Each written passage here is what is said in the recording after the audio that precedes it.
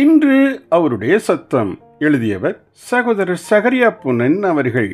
நாள் அக்டோபர் 4. தெய்வீக அன்பு தணிந்திடக்கூடாது. அன்பற்ற சூழ்நிலையை நாமும் அன்பற்ற உள்ளத்தோடு சந்திக்கலாமா? இவ்வித சூழ்நிலைகளில்தான் தேவரீர் என் இருதயத்தில் தோன்றும் எல்லா தடைகளையும் அகற்றிவிட்டு உம்முடைய அன்பை எனக்குள் ஊற்றிவிடும் என ஜெபித்து கதறுபவர்களாயிருக்க வேண்டும். தேவ அன்பு நம்மில் பூர்ணமாய் ததும்பி வழியும் மட்டும் இக்கதறல் நம்மோடு இருக்கட்டும். இவ்வாறு நம்முடைய அன்பற்ற தன்மைக்காய் தீராத துயரம் கொண்டு தேவனிடத்தில் திரும்பி, தேவனே, என் இருதயத்தை உம்முடைய அன்பினால் நிறைத்துவிடும் என நாம் ஜெபித்திடும் நிலைக்கு வருவதை காண்பதற்கு தேவன் எவ்வளவாய் தவித்து காத்து கொண்டிருக்கிறார் என்பதை விவரிப்பதற்கு வார்த்தைகளே இல்லை எனலாம். ஏதோ தேவன் தம்முடைய அன்பினால் நம்முடைய இருதயத்தை நிரப்புவதற்கு விருப்பமில்லாதிருப்பது போல, தேவ அன்பு என் உள்ளத்தில் நிறையட்டும் என முடிவில்லாத ஜெபத்தை நாம் செய்திட வேண்டியதில்லை.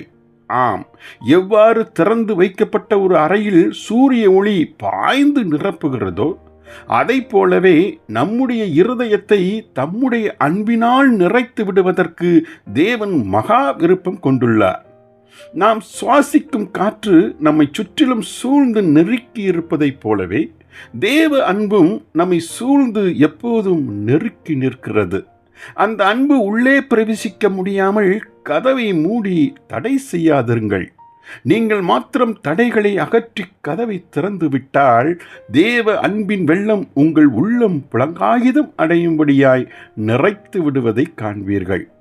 இந்த அன்பின் ஜீவியத்தை வாழ்ந்துவிடும்படி தீராத வாஞ்சை கொண்டவர்கள் மாத்திரமே பரிசுத்த ஆவியானவர் தங்களை நிறைத்து விடும்படியாய் எப்போதும் தங்கள் இருதயத்தை கழுவி சுத்திகரித்துக் கொள்ள ஜாக்கிரதையாயிருக்கிறார்கள். தேவனும் இவர்களின் இதய கூக்குரலை கேட்டு அவர்களை மீண்டும் மீண்டுமாய் தம் அன்பினால் நிறைத்து கொண்டே இருப்பார். இந்த அன்பிற்காய் பசித்தாகமுள்ளவர்கள் பாக்கியவான்கள், அவர்கள் திருப்தி அடைவார்கள். ஜெபிப்போமா. எங்கள் பரலோக தந்தையே, எங்கள் இருதயத்தில் உமது அன்பு எந்த சூழ்நிலையிலும் ஆட்கொண்டிருக்க உதவி புரிந்தருளும். ஒருபோதும் எங்கள் இதய கதவு அன்பிற்கு அடைபடாதிருக்க கிருபை செய்தருளும். ஆமேன்.